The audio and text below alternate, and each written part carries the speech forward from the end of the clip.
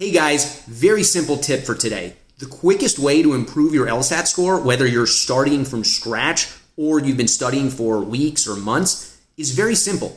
It's just to take as many practice tests as you possibly can and study your mistakes from each one and try to improve from them so that you can watch your score go up from test to test to test, right?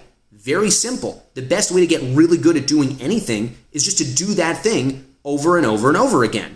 Way too many people place way too much emphasis on memorizing jargon and different question types and 6-step method for doing this question type and 5-step method for doing that question type, when really all that information is just taking up space in your mind, it's confusing you, and it's not directly helping you get the questions right. The best way to practice getting the questions right is to practice getting the questions right by just doing practice tests and trying to learn from and improve from your mistakes, right? Think about it. How does a baby or a toddler learn how to speak a language? It's definitely not by studying verb conjugation tables and doing drills and exercises.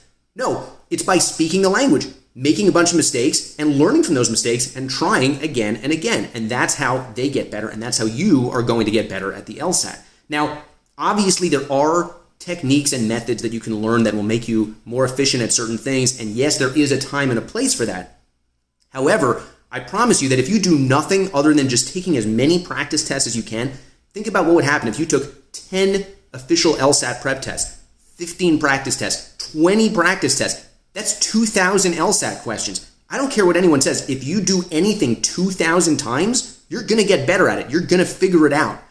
Regardless of whether or not someone sat you down and taught you all these techniques that you need to know how to get the questions right, if you just do something 2,000 times, you're going to start to figure it out and you're going to get better at it, probably a lot faster than any other way. So anyway, I hope you find this tip helpful. If you want to have a comprehensive regimen for how to score a 180 on the LSAT, head over to masterlsat.com.